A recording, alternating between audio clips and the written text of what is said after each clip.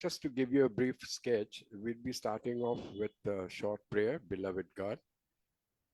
Then we'll invite Baba, and then I'll introduce you. Then you take over, and you speak for as long as you want to. Thank you, Sam. And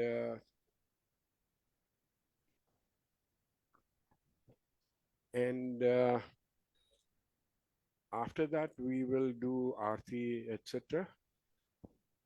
And we'll get. Okay. Okay. Jai Baba. Jai Baba.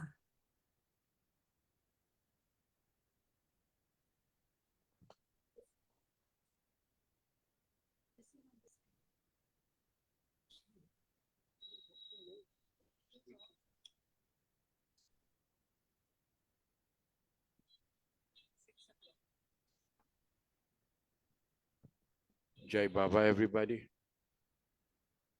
Jai Baba. Welcome to our Thursday session. We'll be starting with a short prayer. Janice, could you do the prayer, please? Beloved Avatar Meherabad ki jai.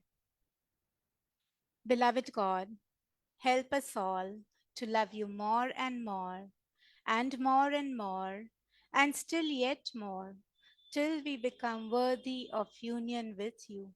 And help us all to hold fast to Baba's Daman till the very end.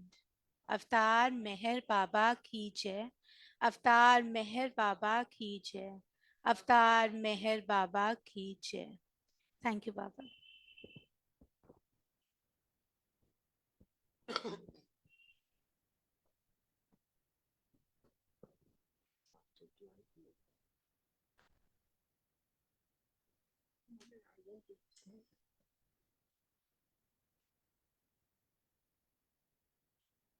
Before we commence our today's program, I'd like to invite our one and only Lord Meher Baba.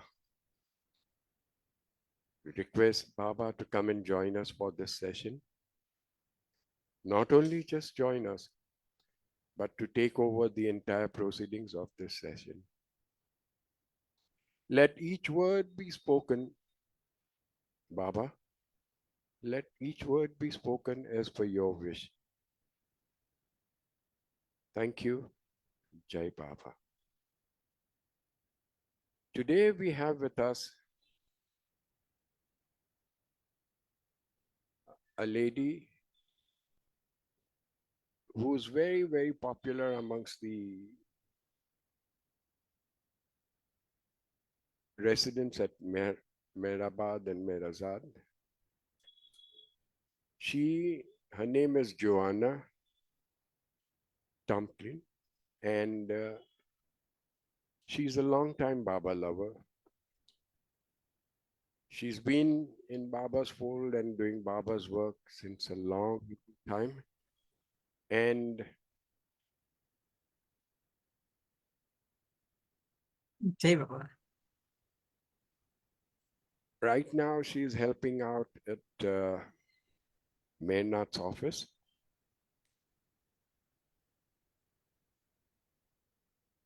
We all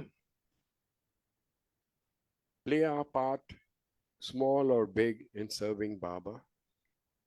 Some of us sit in Bombay and yak away like I do.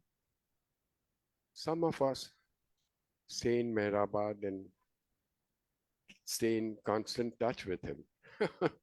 But that's our lot, which we have to bear with. Joanna she comes from a religious, spiritual background, in the sense her grandparents from the maternal side were very devoted to Jesus. I wish she narrates that during her conversations. And then she is also qualified from the Berkeley University, etc., etc. The biggest qualification that she has is she is serving Baba. So without wasting much time, I'll just hand over the session to Joanna. Please take over. All yours. Jai Baba. Jai Baba. Thank you so much, Sam. Jai Thank Baba you, Baba. and Janice. Thank you, Baba. Thank you, Meher Baba. Well, as I will start from my early years before I heard Meher Baba's name. And I was very lucky, really. Baba gave me a family on my mother's side that really, really, really loved Jesus. And my mother, my grandmother on my mother's side was a beautiful lady. She just had a calm about her, had a serenity, a sweetness, and people were attracted to her. And I remember her from a very early age, but when I was about 14, she was living with us for a long period with our family. And when I was about 14, I remember her saying to me so often, she said, I know he's coming again. He is coming. Not only he's coming in my lifetime. She kept saying that. He's coming in my lifetime. I know it. And I remember that so distinctly, that she said he was going to come again in her lifetime. And it did happen. But she passed away in 1968. I heard Meher Baba's name for the first time in 1970. But my mother was also had what we would say in Christianity would be mystical relationship with God. And so it wasn't just reading the Bible and following the Shariat of that particular religion. It was really going deep and having that connection. So that's the way I was raised. And I also remember especially when I was in my teenage years, a really wonderful minister who used to share some beautiful, beautiful stories of Jesus. But I had this question, and I thought, what is this that so many of these other religions, even my own religion, Christianity, was saying that I had friends who were Catholic, and at that time, the Catholic Church was telling people that if you do not follow Jesus, and if you do not go to church every Sunday, you will go to hell. And I just, as a teenager, I thought, this cannot be true. If he's God for everyone. He's God for the Buddhists. He's God for the Hindus. He's God for the Christians. He's God for all religions and the Native American Indians, everyone who loves God. And so that's sort of my background. And then I just grew up as sort of a normal teenager, a lovely life with farm and horses and animals, and very, very nice life. But I'm sorry, there's a disturbance outside, and can I just pause for a minute? I have to tell the children not to run up and down. Sure. Thank you. We're living in a community compound. That's how it is.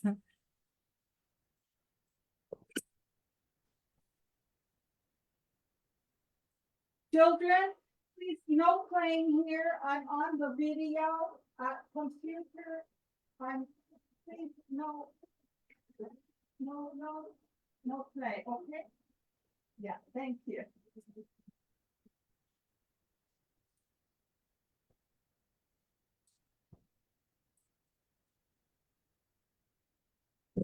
So sorry. That's all right. Yeah, this is compound life, and we have families here. They live here with us. And small, a baby was just born the other day. So there's a lot of excitement here. So I went along and I grew up, and I was interested in finding out more. And so I was reading, and mind you, this is now the late 1960s. And that was the time when, particularly in America with young people, there were many that were hippies. They took a lot of drugs. They were very promiscuous and all these kinds of things. I just was in that culture. Although before I heard about Baba, I had experimented a little bit with some mild drugs, and I had one bad experience, and I completely stopped for about a year before Baba revealed his name to me. So, and that was definitely him. I took a course in college from a Dr. Hovland, and he was speaking about the similarities of all the religions of the world, and how and the different ways of being with God. And I used to spend every lecture, I would be up at his desk and asking questions, and we would discuss things. I found it really fascinating. So I was with a friend one day on spring break in 1970, and we were driving down to California to have a little vacation for college. I was at university, and as studying at university, and as we drove down the freeway, we saw one hippie boy with his thumb out, and he was hitchhiking. He wanted to be picked up. In those days, there was a real innocence about everyone, and it was all about just loving your fellow man, and so there was no fear, and we didn't think twice about picking him up. He had long hair and wearing sort of Eastern looking clothes. That's the way we used to dress. We picked him up, and when he got in the car, he said, "Well, I'm going to Berkeley University, and I wanted to know if you'd like to come to this lecture. There's going to be 2 disciples of Meher Baba." And I didn't know, he didn't say anything more, but he showed us where to go. And so my friend and I went to this lecture. And when we got there, it seems in my memory that there were like 1,000 people in the room. Maybe there were a couple of hundred. But there was a lot of interest at that time in those, right after beloved Baba dropped his body, a lot of interest in America about the inner life with God, and how to experience God. And so the speakers were Adi Senior, Adi K. Irani, and Merji. And they came on the stage, and just as they came on, a young fellow jumped up from the audience, and he had this wild hair, and his eyes looked all kind of crazy, and he was flailing his arms around like this, and he was saying, Meher Baba isn't God. I am God. I want you to know I am God. I am God. I've come to tell you this. And we were pretty surprised, and I just sat back in my seat and I thought, well, the bouncers will come. And sure enough, they did. The security came, both sides, and started coming closer and closer to this fellow.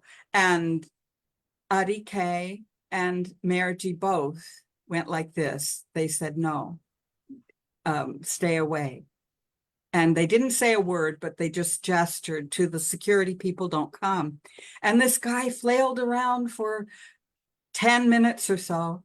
And then he and Adi and Merji just got a little closer and a little closer and a little closer to this fellow.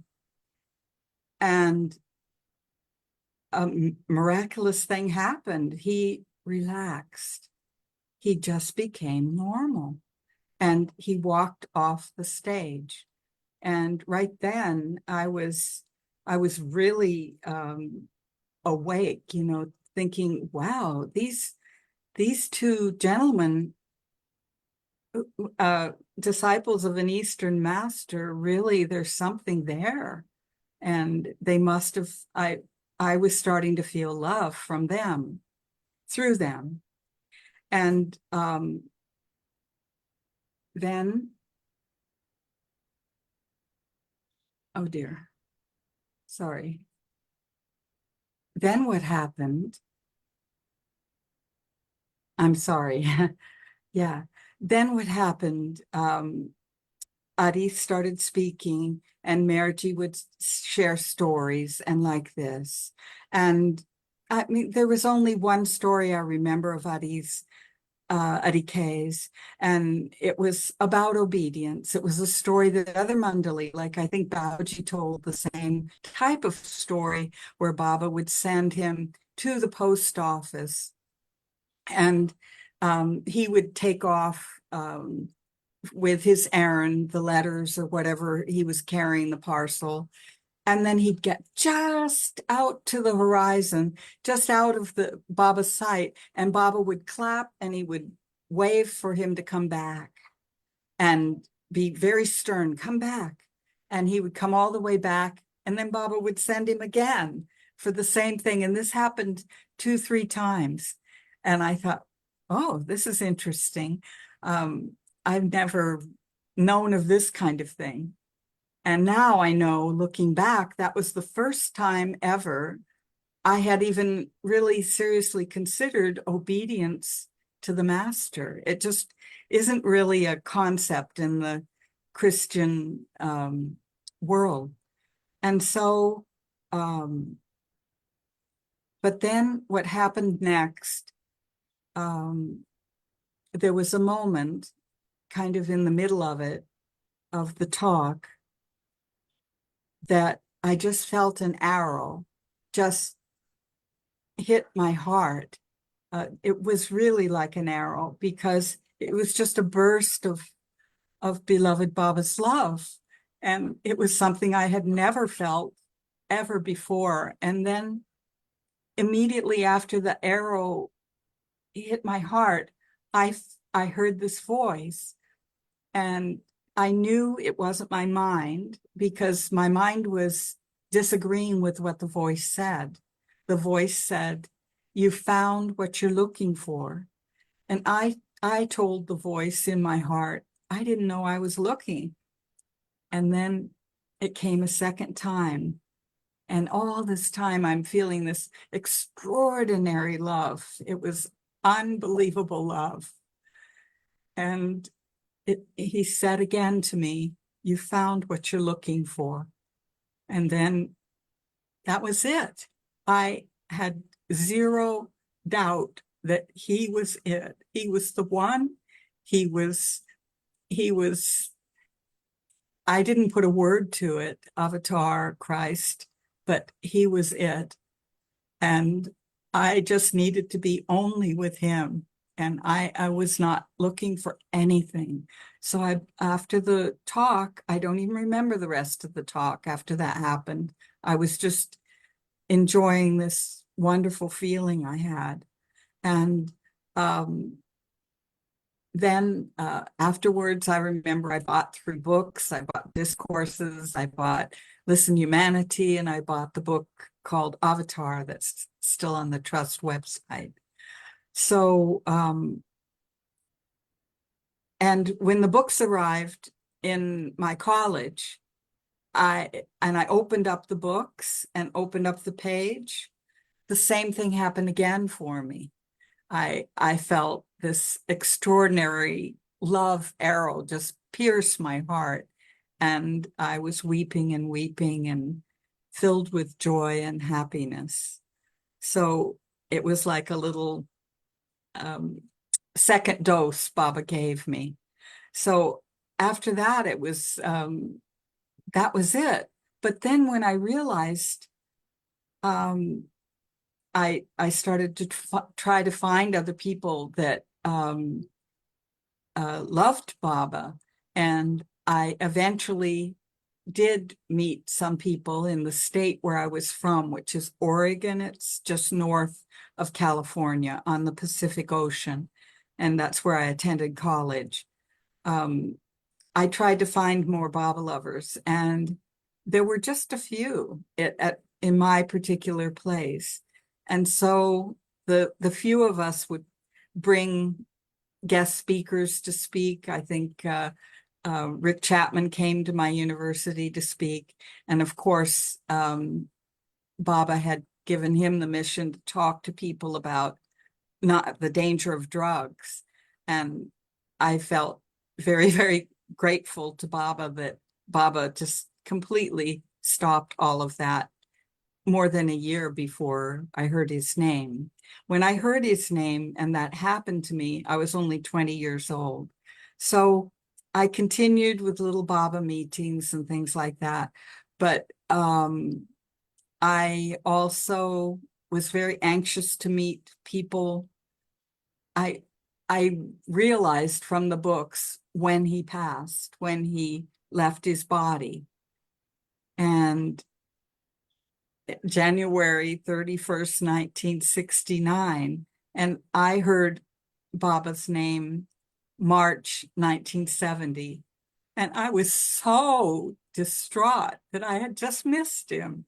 How could I have it really was upsetting to me that I had just missed him and I had no chance to meet him physically. So now, as an older person, I can look back and I can say, so this is why I was sort of on a mission to meet and really get to know those dear ones that had been very close to Meher Baba, who had met him and were really close. And the closest of all of the ones that were still there were Baba's Mandali. So I was just drawn to the Mandali like a magnet. And the first person I think I met was Murshida Dus.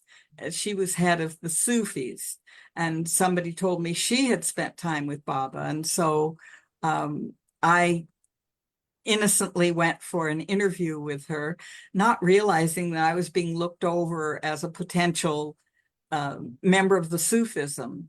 But I was just dressed in my casual hippie clothes, and I didn't have a job. I was just a student, and I didn't fit the profile of what they were looking for. But it was lovely to meet her. And then I graduated and got my BSc, and I was offered a job in Sacramento, California, and it was a good job. And I was so young, but they offered me a job of head of this. It was a county, which is like a district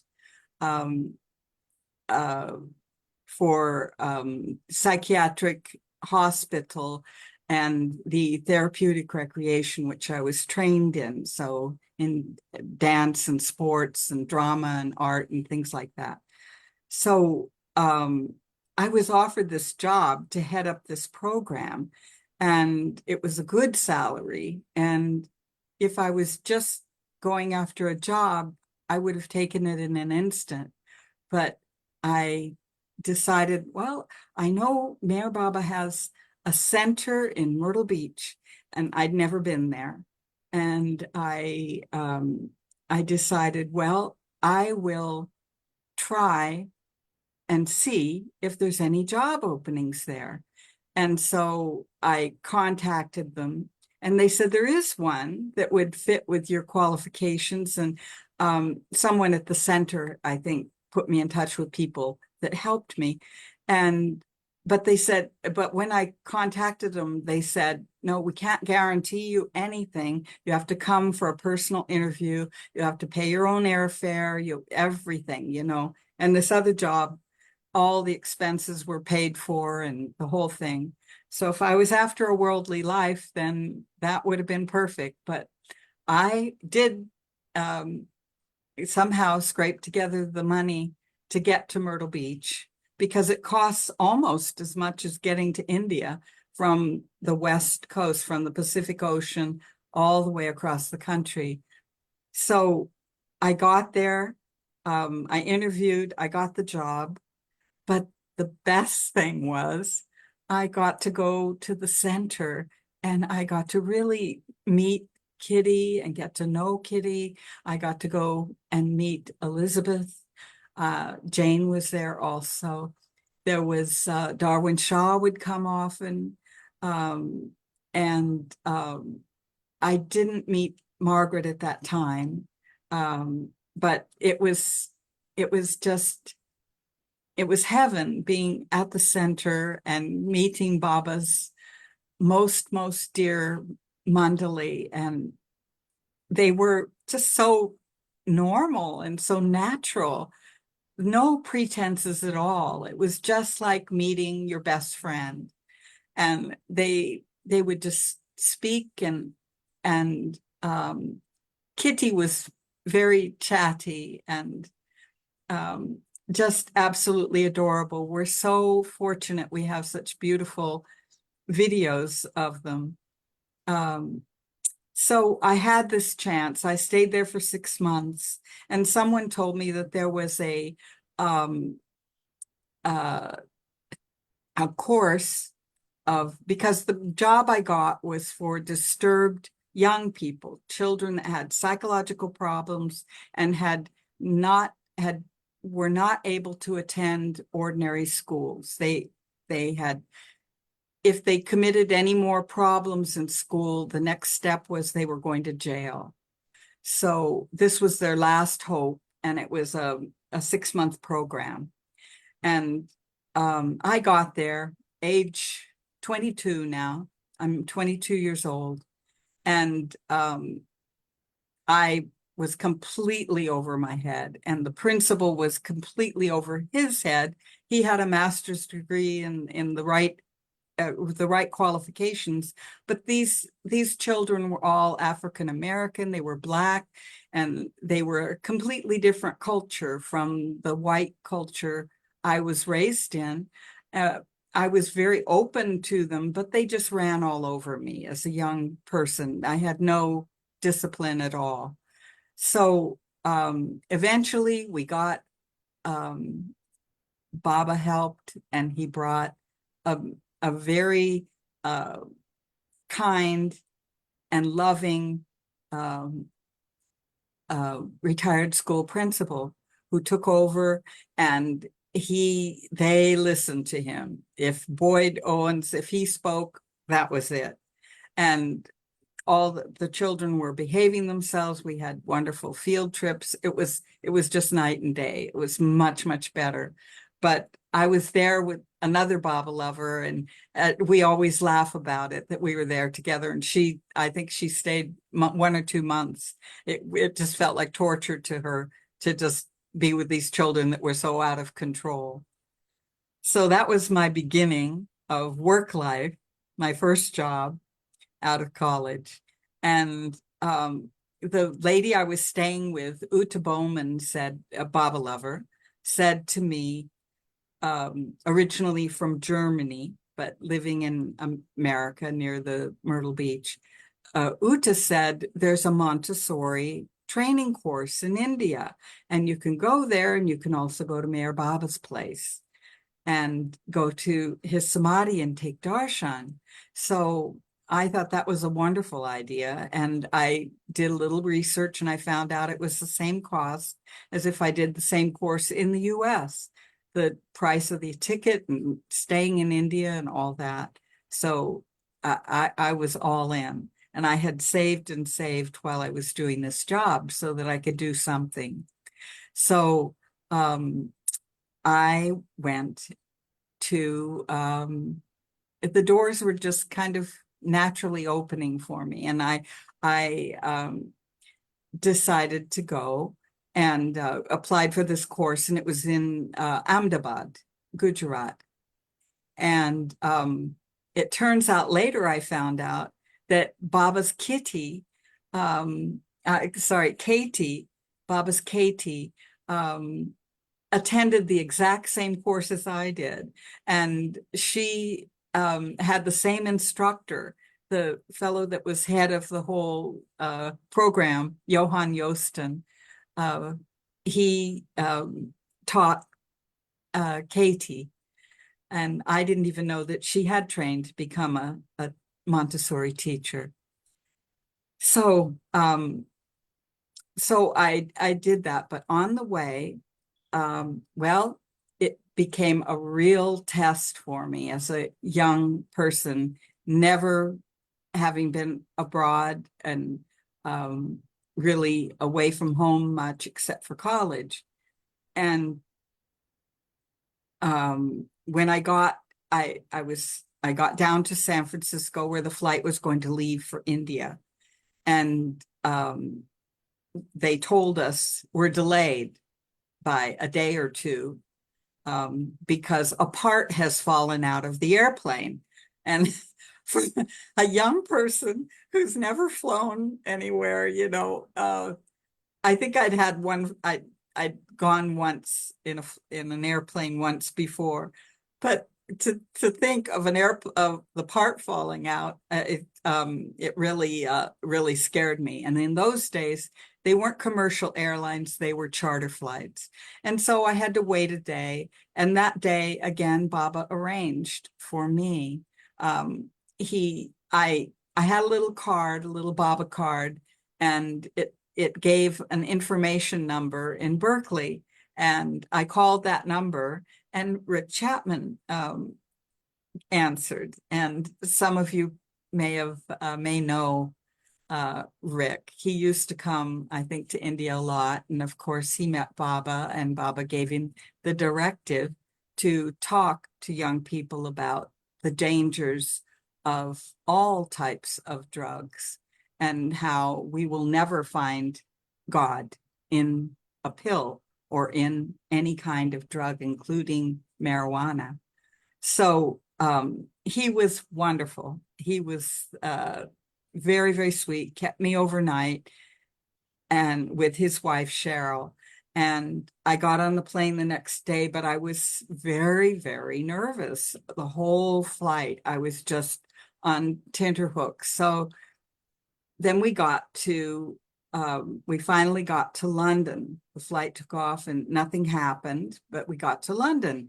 And the charter flight people told us right before we got there that there was going to be a delay. We weren't going to be able to get on our connecting flight because we'd missed it with this mechanical problem. And by this time, I was really, really worked up. I was very, very upset. I was young, I was innocent, I didn't know anything, I was all alone, I was in a terrible state. And they said you could go to a youth hostel, or you can go to this other, like a hotel, if you had money. But I didn't have money, so I had to go to the youth hostel. I went there, and it was just there were all these men and mixing with the women and doing not nice things. And then I went into the restroom, and there was a big sign on the wall warning us not to share our dirty needles. As a drug addict, don't share your needle. If I was a heroin addict.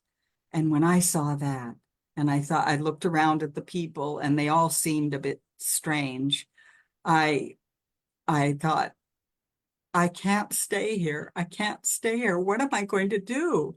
And by this time, I had worked myself into hysterics, and I was talking to Baba, but the connection just wasn't, it takes time to get stronger and stronger connections. Anyway, he still was helping me despite of what a wreck I was. There was if there's young people Janice is young. There's a very curious thing that was there. There was a telephone, no cell phones at that time. There was a telephone on the wall, and it was a pay phone. You put a coin in, and then you can make a call. I went there, and there's a big telephone book hanging down from it. I remembered when I saw that telephone book, oh, they said in Myrtle Beach that Mayor Baba has a brother, and in London, and I'm in London. I'll call him. So I looked up Adi Irani, and there was only one in the telephone book. And he picked up the phone, and he could hear from my tone of voice that I was in a terrible, terrible condition. And he said, relax, just calm down. Myself and my friend are going to come and meet you, and we'll pick you up at such and such a station. It's very easy to get there. He gave me directions. So I went on my way to meet Baba's brother. And see how Baba, these connections, unbelievable. So when he picked me up very sweetly, very kindly with his friend, and we went to the home called Meher Manzil. That was, I later found out the home was arranged by Baba for Baba's family, for Adi, his wife Franny, and Shireen. And I met them all that night, and Franny was just ever so warm and wonderful, and she cooked a beautiful meal for me, and I just felt so much love in that atmosphere. Baba's photos were everywhere. They had Baba's garland that had come from the 69 Darshan, and it was just completely, it was beyond night and day from that place, that hostel, to this. And I had to stay. It was about a week, because they had to arrange this connection. It wasn't like today where there's flights all the time. They had this charter flight business had to arrange it. So I was in a safe, wonderful place, and they allowed me to stay for about 5 days or a week with them. And by that time I was ready to go to Baba's home. And I flew to Mumbai, and then I realized, en route, oh, my luggage never made it. And so Adi and Franny, I had to arrange with them to keep my luggage, and for the whole year that I was in India. And so that meant I had to return. So I went to India, and of course I went straight to Samadhi, and out to Meherabad. In those days, this was 1972 2. And in those days, you could stay as long as you liked, all day long at Meherabad. We'd have lunch, we'd have tea, we'd bring our little pack lunches, and the Mandali were just everywhere. There were so many of them and so few pilgrims. We were just kind of overwhelmed by the Mandali. That it was they were doing their jobs, many doing the things that they needed to do their work, because there were only at that time there were only about maybe 3, 4, 5 pilgrims at one time. Very, very few from the West, I mean, and not so many from the East either. No, not like today. Today the flood tide is beginning, and as he said it would. So I had a chance at that time to meet Mara, and I regret that I was so young. I really knew very, very little about Baba and very little about Mara and her stature, but there was an incredible beauty and love and calm about Mara. And at that time, she was still recovering from the loss of Baba, the physical loss of Baba. Baba had appeared on the tree, and I could see it very clearly from Money in Mara's room. But Mara would start telling us some little story of being with Baba, but she would just start weeping, and Money would have to comfort her. It was very difficult for Mara at that time. I do remember a couple of beautiful incidents, because I got to Meherabad and Meherabad and the trust compound.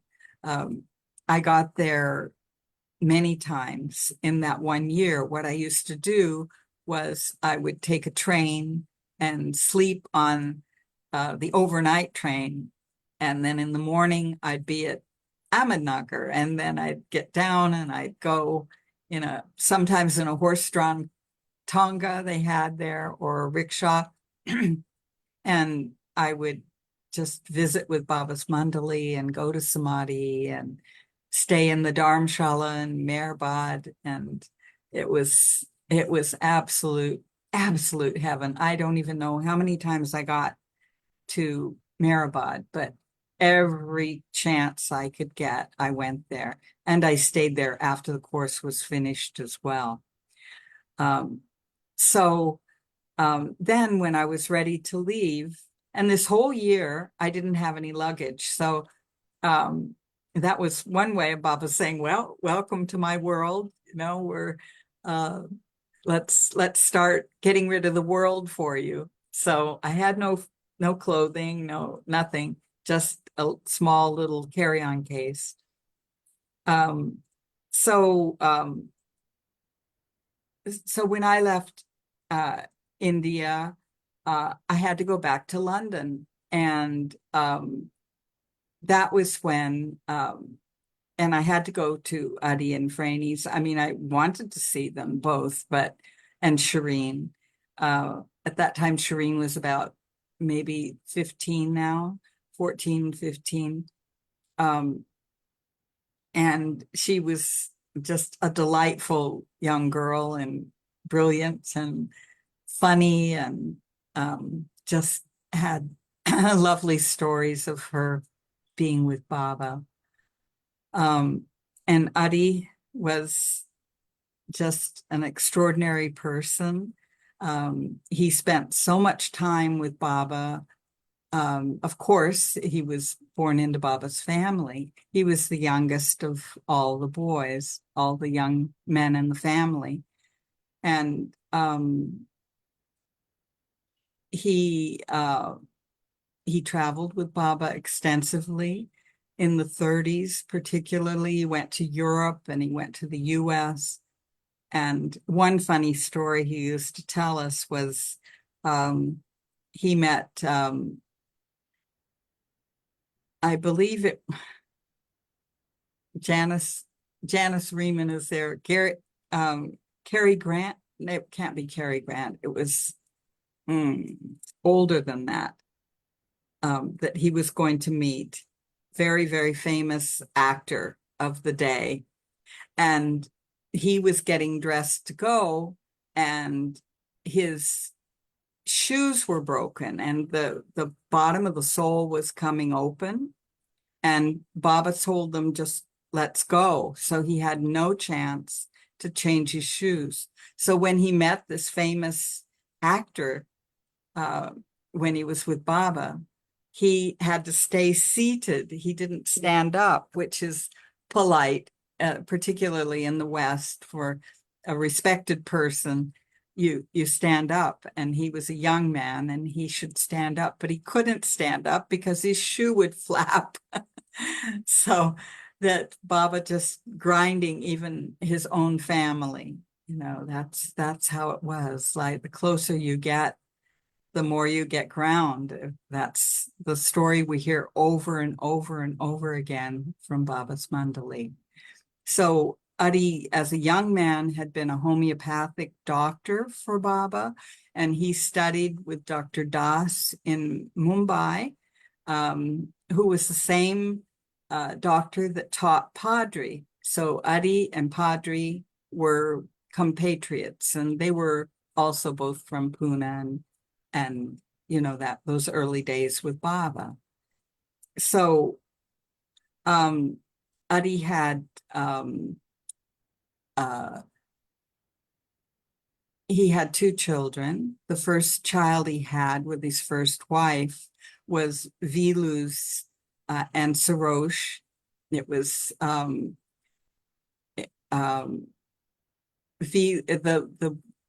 the girl that he had married was Vilu's sister, and she passed away. Dara Irani, Amrit's husband, passed away in childbirth.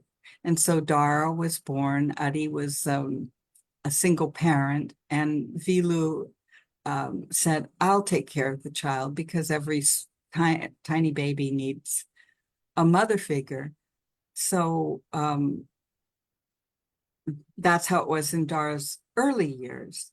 But then there came a time when one young lady, Franny, just so much wanted to marry Adi. And Adi was really on this track to be with Baba. He was Baba's doctor in Meherabad. He was traveling with Baba, and he was under Baba's orders, and lived the life of Baba's Mandali, and didn't personally, he told us he wasn't looking for marriage, but here we are. This young girl just was determined that for just really, really wanted to marry Baba's brother. And Baba knew this, of course. And there came a time at the Kushra quarters, which today is called Mayor Nazar, the trust compound in Nagar, where I stay now. There came a time when Baba used to come to Kushra quarters all the time. And even if it was just to pass from Meherabad to Meherabad or vice versa. But this particular time he came, and Franny was there, and Adi happened to be there as well. And Adi knew that Franny really wanted to marry, but he wanted to clear everything with Baba. And I don't know exactly the sequence, but what I do know, Franny told us, there came a day when Baba was there, Adi was there, and I was there, and Baba just called the two of us to him, and he took my hand, she said, and he took Adi's hand, and he put them in. Baba put our hands together, and he said, "You are married," and that was it. There was that was the marriage. So, not many people can say Baba performed the ceremony, and he did. So with his brother and with Franny, and they eventually ended up in England, and that's where their daughter Shireen was born. And Dar came to live with them when he was a little older, and when he married, Amrit also came.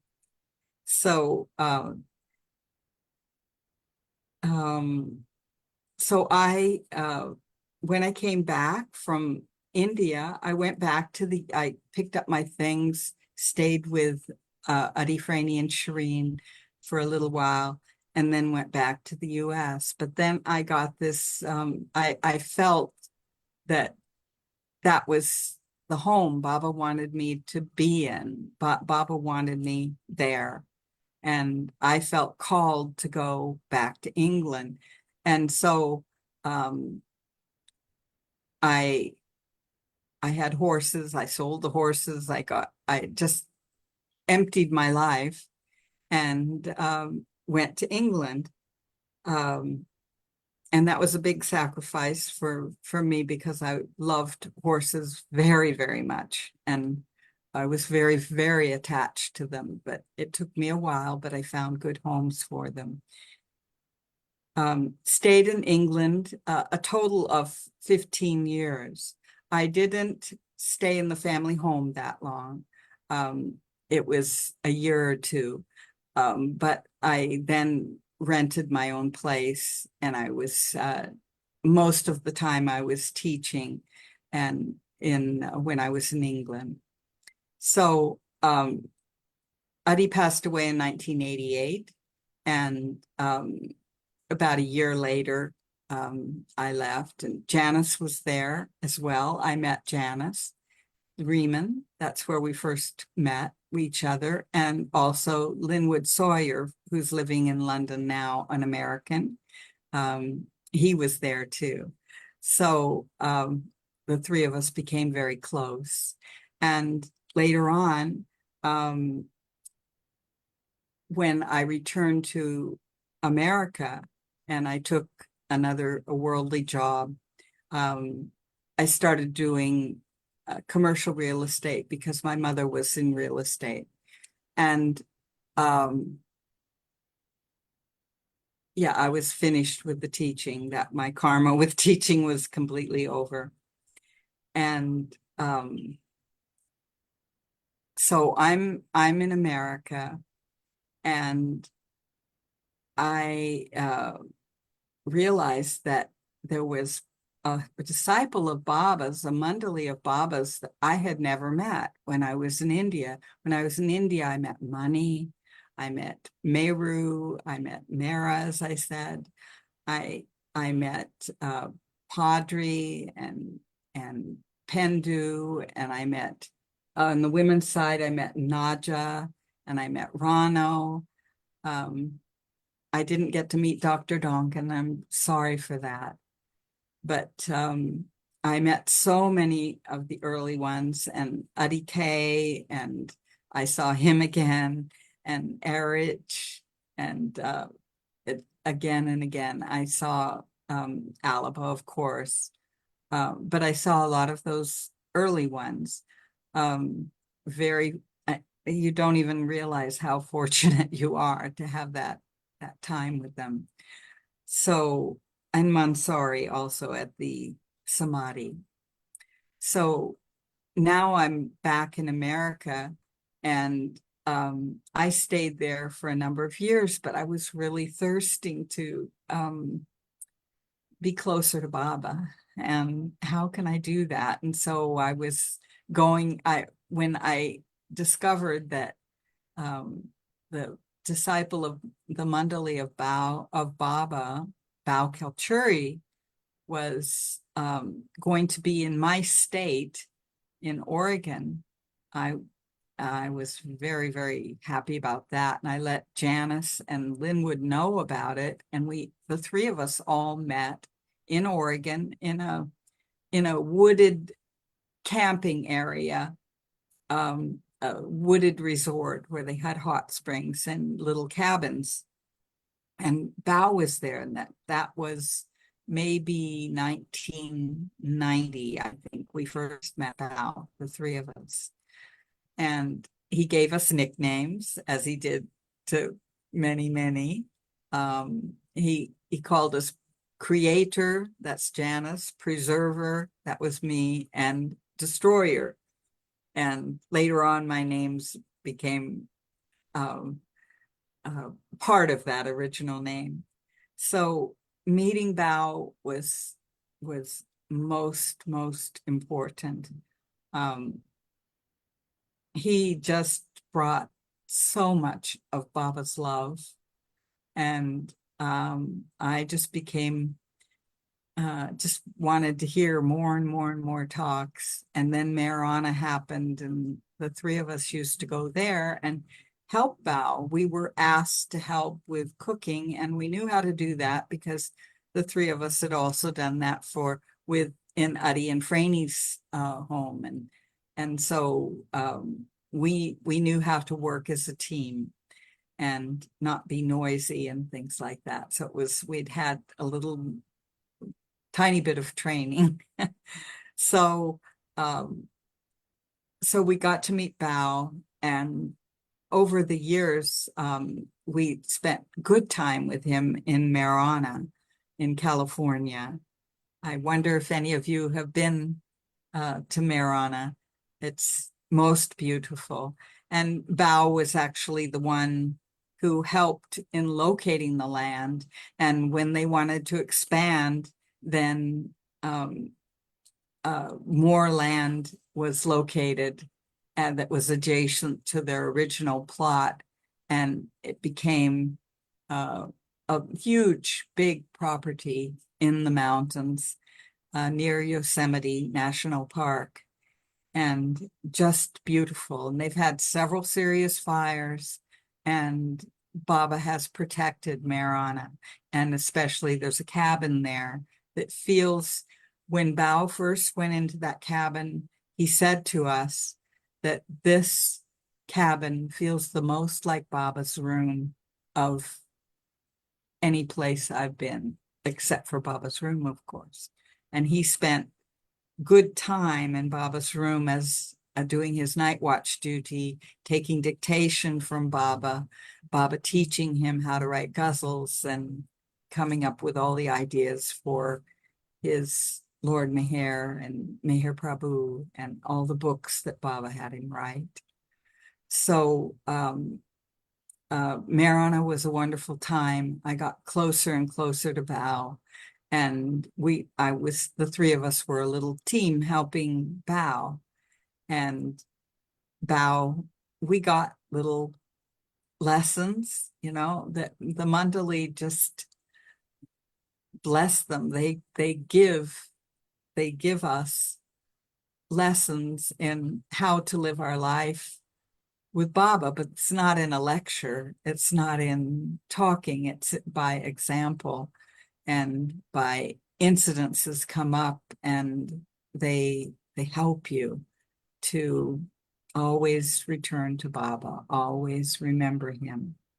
And many, many things happened with Baoji. But there came a time when Bao wasn't in America. I was working very, very hard, and I was taking care of my mother. I was very close to my mother, and she also became a Baba lover. She was attracted to Meher Baba when I found out about him, but didn't sort of really say that she was 100% for Baba, but she was very, very attracted to him. And then I brought her to Myrtle Beach one time, and she went into the barn. There's a big barn where Baba used to meet people and give his darshan. And so it's one big, big area, and it's a covered building, which is perfect for darshan. So my mother walked in there, and she said, this is the most presence of God I've ever felt, ever, and anywhere. She said, I've been to some of the finest cathedrals in Europe and in the world, and I never felt the Spirit of God like I'm feeling, like I felt it there in the barn. So she knew that there was something really, really genuine about Baba. But when she got back home, then she had this tussle with Baba says, that he is God, that he is the Ancient One, he is Jesus, he is Muhammad, who's saying his prayers right now. The Muhammad worshippers, they're saying their prayers. Yeah, so my mother,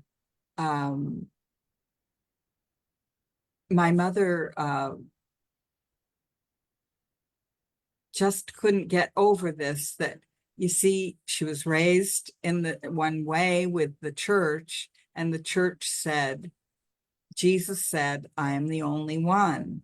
She was a little different from my grandmother, who had said, he's coming, he's coming. My mother was having problems with that he says, I'm the only one. And she said, but I feel so much with Meherabad. I feel so much of the Spirit of God coming through him. And so one day she had, it was a vision. She was lying down on her bed, and she had a vision, and she saw Meher Baba standing, long, beautiful curly hair and a white sadra. And he says, I am Meher Baba. And then in an instant, his face just changed ever so slightly. And he said, I am Jesus. I am Jesus Christ. And then he became Meher Baba again. I am Meher Baba. I am Jesus. I am Meher Baba. I am Jesus. And then he said, Jesus and I are one. And when he said those words to my mother, and she witnessed that they were the same one, when he said that, she felt it deep inside, and that was, every doubt was gone. And when she told that story in Mundali Hall, she came to India 4 times. And when she told that story, she, Money, Baba's sister Money, said, oh, Mary Lou, that's the name of my mother. Mary Lou, you must tell Baba lovers that story. Every time you're with a Baba group, you should tell that story. So I'm sharing it with you because it helps people, not just that are raised in a Christian religion, but other religions, the Hindu religion, the Zoroastrian faith, the Muslim faith, to understand that he's the same one. And she really experienced it by that dream. So then I was now with going to see Baoji and getting closer and closer, just feeling like, yeah, this is someone who can, I really want to be around. And I'd love to be able to not just help him in America, but maybe I could come to India. And I started feeling that, like, I had come on pilgrimages before this, but now we were talking about 2008. I started longing and longing and longing to come to India permanently. And it wasn't happening. And I tried and tried, and the pieces weren't falling together. And Bao was saying, you must get rid of your debts. If you're going to come to India, you have to get rid of your debts, and then you can come. And I had plenty of money. I was living the American way with lots of debt. And Bao said, you cannot come with that. And so I was working and working to get rid of it, but it wasn't going anywhere. Nothing was happening. It was completely a stalemate. And I kept writing to Bao. And then there was a time when he was in America, and I had a chance to talk to him on the phone. And I said, Baoji, when can I come? Can I come and join you and help you in India? He said, you must get rid of those debts, and you have to get a better job. And at that particular time, my income was way down. And so he said to me on the phone, he says, you will get a job by August 7th. And I was so happy. August the 7th, that's just next Monday. And this was a Friday. So I was very, very excited. And then he called, or maybe it was a few days ahead of that, but then he called me on the Friday. That's right. He called me on the Friday, or I called him. I called him on the Friday. And he said, you must get a job by August the 7th. And, oh, that's quite different from you will get a job, He says, you must. So when I put the phone down from Baoji, immediately, there was very, very little internet at that time. It wasn't working like it does today. There was no Google, nothing. So I had to go to the newspaper and see what job can I take. And I had a really good job lined up, and they'd already said that they were probably going to hire me, but I couldn't get that job by August the 7th, by Monday. And so I went through the paper, and I applied for 3 jobs that I could do, not if I wanted to do, but I could do: a waitress and an office depot job, like just selling paper and staples and things, and a restaurant waitress. So I applied for these 3 jobs.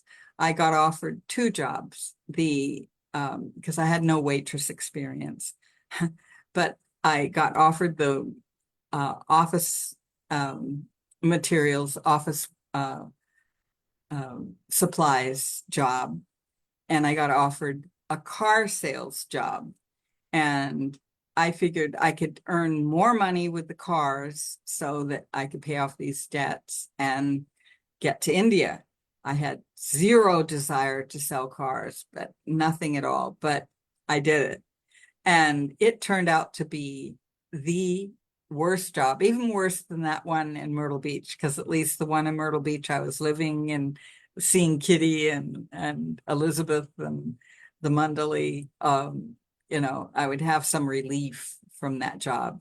This time I was just on this dreadful car lot, and the people were really mean to me, and it was a horrible, horrible experience. And I was calling and calling and calling to Baba all through that time.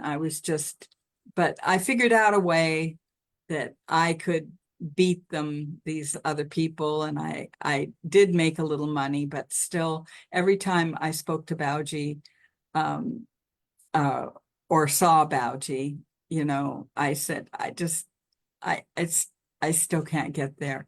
But it happened. Eventually, it happened that I was able to work out a plan to come to India. But it didn't happen until after my mother passed away. And I didn't realize it at the time, but in hindsight, I realize now she was living with me. The rest of my family weren't able to have her in their home. And I was very close to her. And if Bauji had said to me, you have to wait until your mother passes away before you can come, that I would have really resented that. In hindsight, I would have thought, oh, I resented my mother, and that would have spoiled a beautiful relationship that we had all our lives. But she passed away. She had Baba on her lips, and the last thing she said was Avatar Meher Baba Ki Jai. And then all the doors started opening after she passed away. And I thought it was because the debts were going, but it all happened in sync. And I realized afterwards, Baba did not want me to leave my responsibilities with my family. And I didn't, but I didn't ever feel it was a burden because I didn't even realize that there was any other option. So Bauji allowed me to come. I got a really, really good visa, very first time. And it was 2010 I came. And Bao was going to do a tour that in America, and it turned out that tour was his last tour in America. And I was very keen on being with him so that I could travel back to America with him and come back to India with him on the airplane. And he said to me that the expense of paying for the ticket to come to India, to be there just for a few months, and then we go back to America. And I showed him, I did all of the numbers of how much it cost me to live where I was living and how much it would cost me to live in India, because I'd been to India many times and I had an idea of what it costs to live there. And it was so much less compared to living in America. So Bauji allowed me to come, and I was really grateful for that I got to travel with him. But his health by this time was starting to really go down. Fortunately, I knew him when he was strong. In America, I knew him when he was much more physically strong, but he still had so many surgeries and so many conditions and so much suffering.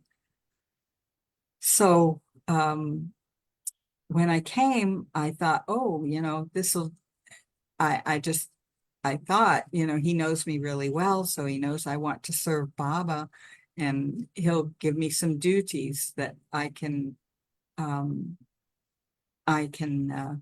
start serving Baba through his loved ones.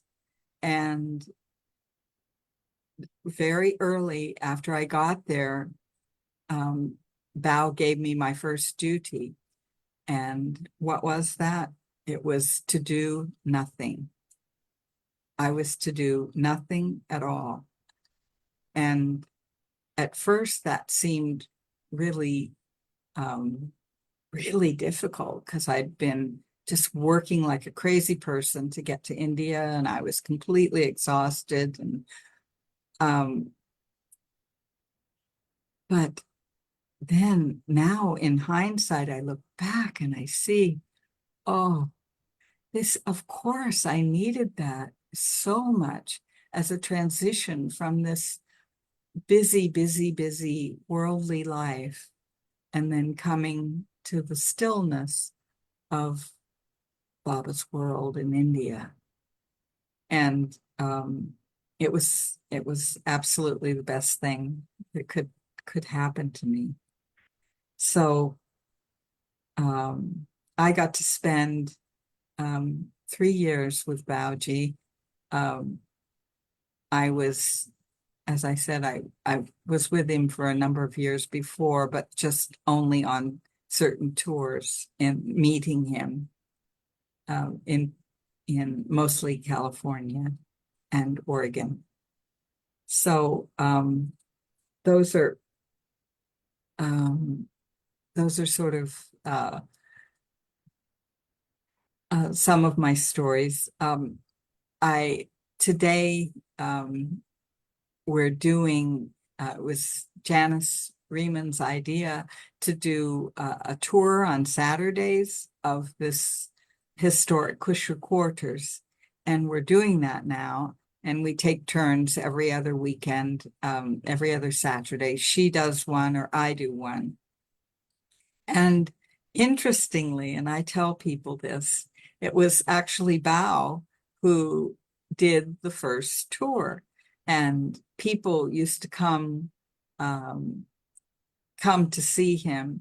And then he would, when he was able, he would walk over to his wife Rama's side, which was a long ways away from his room, which was at the back.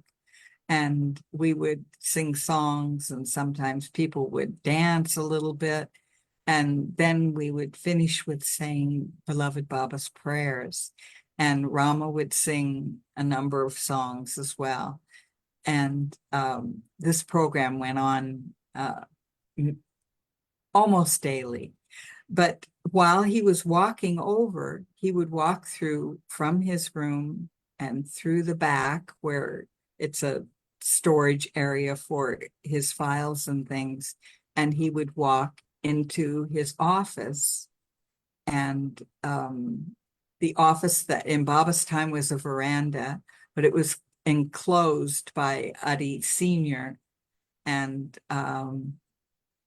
Adi Sr. used it when he became quite old and also had difficulty moving, and it was all on one level. It was easy for him as Baba's secretary. And well, he was Baba's secretary in Baba's time, and after Baba's time, he continued with the type of work he had done, which is correspondence with Baba lovers and newsletters and those and publications and Baba's books and those kinds of things. So then after Adi was no more, then Baoji started using this office. And when we went with him together as a group over to Rama's side, he would show us things in his room that was, he says, see this photo of Erich? He's wearing Indian dress, and he always wore Indian dress in the early years until he went to America. And then he would go to his office and he had photos of Erich only in Western dress. And he thought that was really delightful. And he used to love to point out the photo he had of the 4 women that were in the new life. And that was Mara and Mani and Nehru and Dr. Goher. So, and he would tell us a few little stories as we went along. So Bao was the one who started these tours. And now we've come to realize that trust compound has incredibly rich history. And we have researched particularly Gulamai's memoirs, where she shares how she met Upasni Maharaj, how she met Meherabad on the same day in Sikori, and grew to become both of their a disciple of both of them. So it was, I'm sorry, this thing is making noises. Okay.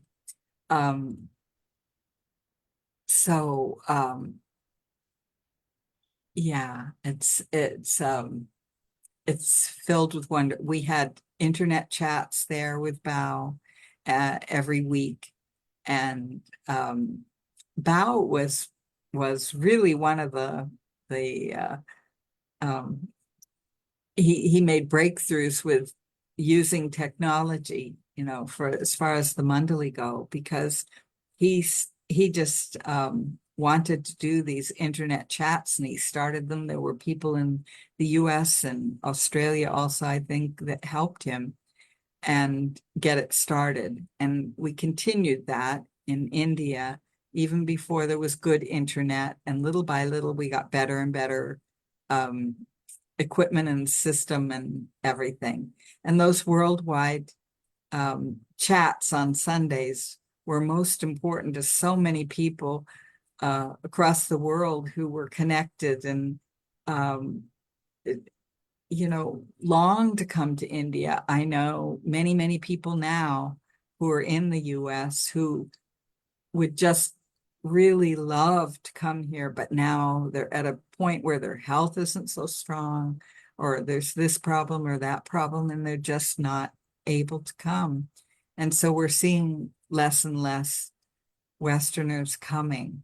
But the kinds of programs that you're putting on, the Bombay Center, is so wonderful because it connects us all as a Baba world.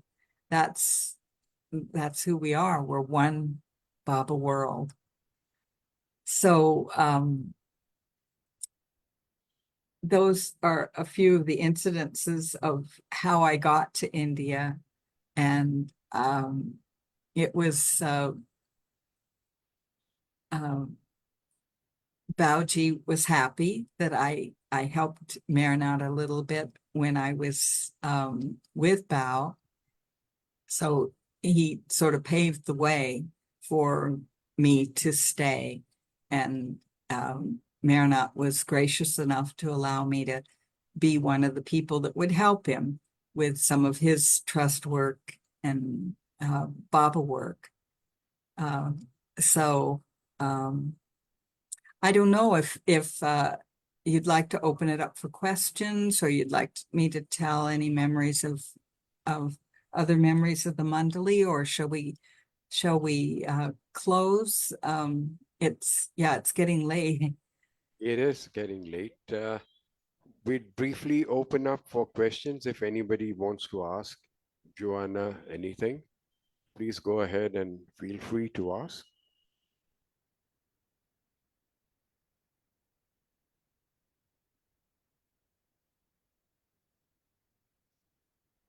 This is the perennial problem I have, Joanna. Nobody wants to ask anything. They're all knowing, infinitely knowing. They just know everything, so they don't need to ask any questions.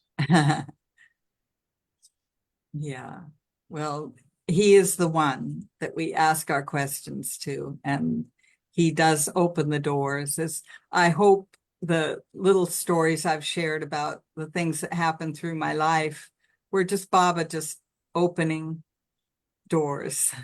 Yeah. Yeah. It was so nice talking to you. Can And I? I'm sure you'd be having so many more stories. We could go on and on. Fortunately, the time is not on our side. Yeah. Perhaps we can repeat having you over again sometime so that we can learn more from you, whatever you have to tell us. Oh, thank That you. be okay? Yes, thank you. Okay. So since nobody has any questions, No questions, but Jai I Baba. loved hearing and seeing you, Joanna. this Thank you. lady called Yolanda, Oh, she just wants to say hi to you. I met you this February in Meherabad and in the bookshop, and I love oh, connecting with you. oh, And thank you. so I was Yes. so happy to find this link in the last minute and see your face and hear your voice I love again. it. Jai Greatly Baba, dear. connecting. Jai Yeah. Baba. Jai Baba. Jai This Baba. is the Good to see you. beauty. This is the beauty of Baba and how he connects people, and through this technology or whatever, somebody at random picks up a link and connects, and then this is all Baba's work. For sure. All the way from the Netherlands. Hey, Baba. Yeah. Jai Love Baba. you all. Jai Baba. So lovely to see you. Jai Mehr Baba. All of you. Thank Jai you for coming. It's just, Erach once told me, he said, you know, the sessions that y'all have, of course, in those days we met in person, and he said, this is a kind of meditation on Baba for an hour or hour and a half or as long, because we are so engrossed in talking and listening and, you know, thinking about Baba and Baba alone. And he said, don't you ever stop these sessions. Don't you ever stop these sessions, because they give a chance to people to come together in Baba's love. Right. And that's what this whole life is all about. We want to spend at least a few moments of our life dedicated to Baba. Rest of the time, we are still running around like a zombie, doing all kinds of things. Everybody is not as fortunate as Joanna to live in Meherabad and serve Baba all the time. But So we're all, that's the way it is. Anyway, we shall now get into prayers and aartis, and then we'll hold a minute's silence, because prayers and aartis are mechanical sometimes, but that minute silence will connect us to Baba, hopefully, and then we shall end this session today. Joanna, thank you very much. and thank you so Just don't much. know, Arranging just it. don't know what to say, because the kind of joy that you have shared, that kind of joy that emanates from Baba's words and Baba's, it's just beautiful. Thank you. Thank you, Baba.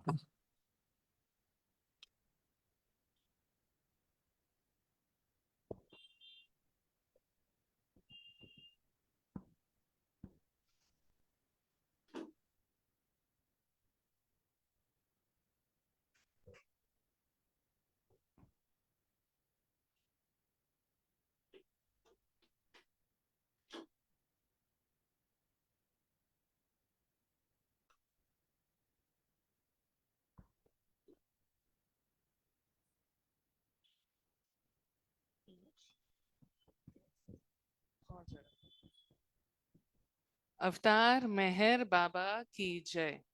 O Parvardigar, the preserver and protector of all, you are without beginning and without end, non-dual, beyond comparison, and none can measure you.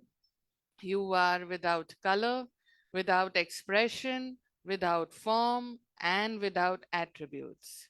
You are unlimited and unfathomable, beyond imagination and conception, eternal and imperishable. You are indivisible, and none can see you but with eyes divine.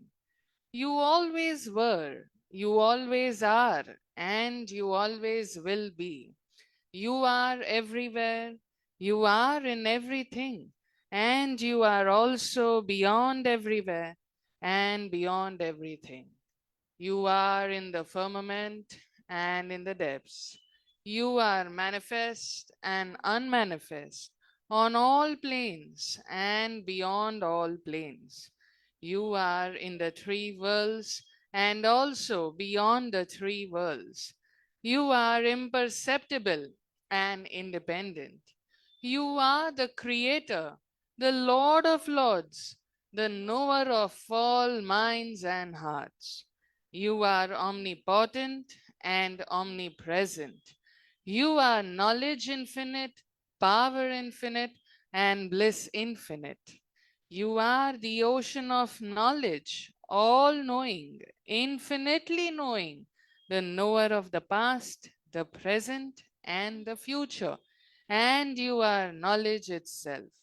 You are all merciful and eternally benevolent. You are the soul of souls, the one with infinite attributes. You are the trinity of truth, knowledge, and bliss. You are the source of truth, the ocean of love. You are the ancient one, the highest of the high. You are Prabhu and Parmeshwar. You are the beyond God and the beyond God also. You are Parabrahma, Allah, Ilahi, Yazdan, Ahura Mazda, and God the Beloved. You are named Dizad, the only one worthy of worship.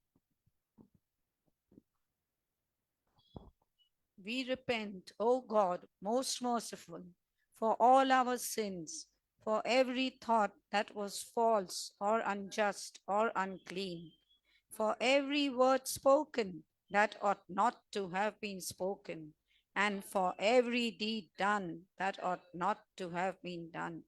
We repent for every deed and word and thought inspired by selfishness, and for every deed and word and thought inspired by hatred. We repent most especially for every lustful thought and every lustful action, for every lie, for all hypocrisy, for every promise given but not fulfilled, and for all fraternity and backbiting. Most especially also, we repent for every action that has brought ruin to others, for every word and deed that has given others pain, and for every wish that pain should befall others. In your unbounded mercy, we ask you to forgive us, O God, for all these sins committed by us, and to forgive us for our constant failures to think and speak and act according to your will. Beloved God, help us all.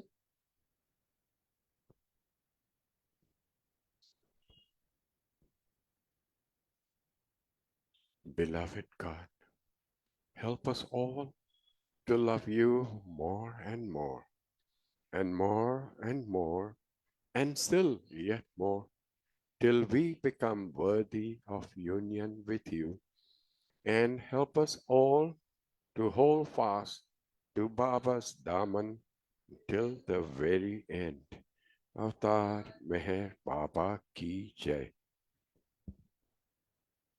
बुझावे नार जहलतनी कर खुद रथ ने फरमा तू छलागी आश भक्तों ने के बख्शे नूरे मातू अयामुर शद मेहर बाबा चरण पर तुझ न धरिए सर खुदाना जात थी वाके फथई बै थो मेहर बातू तू छे माँ लिख हकीकत नो तू आशिक भीने आरिफ भी तुझे दरी याए वहदत मारिफत नो हो ही तूफातू हमोर है रव ने सालेक बख्शे ज्ञान ईजत नु के तू परमात्मा ज्ञानी छने मुख तारेर फातू खुदाना प्रेमनो प्यालो पिलावी मस्त हमने कर छ तुझ पर जान सद के साकिया पी दे पैमा तू हमारी नाव भर दरिए तरावे तो हमें तरिए हमारा ना खुदाए मेहर बाबा छनिगे बातू हमारा ना खुदाए मेहर बाबा छनिगे बातू बुझावे नार जहलतनी एकर खुद रथ ने फरमातू छलागी आश भक्तों ने के बख्शे नूरे मातू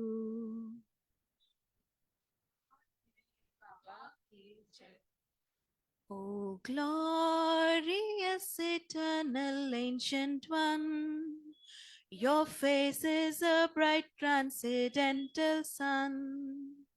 Lighten this dark world and the tears I weep.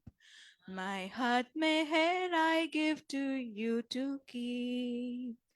Creator yet creationless you are. Truth and truth's body, divine avatar. Who through compassion the three worlds maintains. Destroy this ignorance that life sustains. These five lights are the whirling spokes of breath of the world wheel that bears me on to death. Unless who are infinitely kind, break the wheels up which is conditioned mind.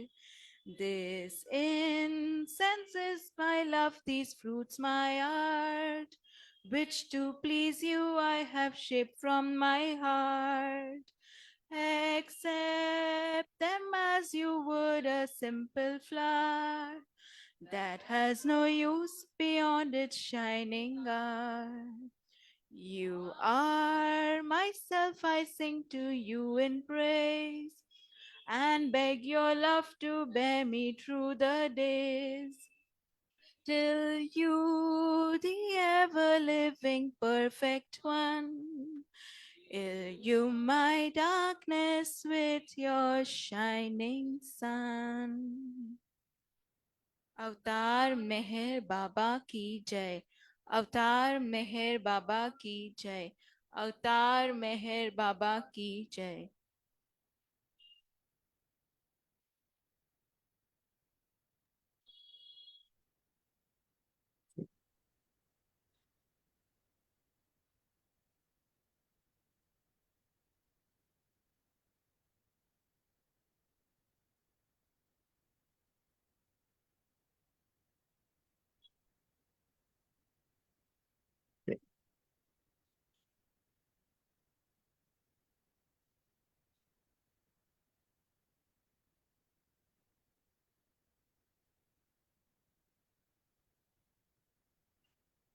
अवतार मेहर बाबा की जय.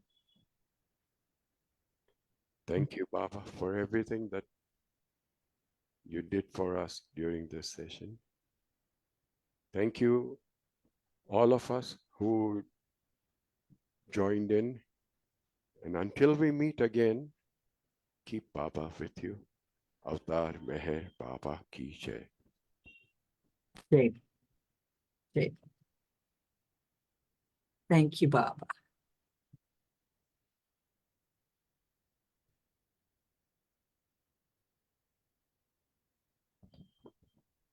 We shall now end the meeting. Thank you very much. Jai, Jai Meher Baba. Jai Meher Baba.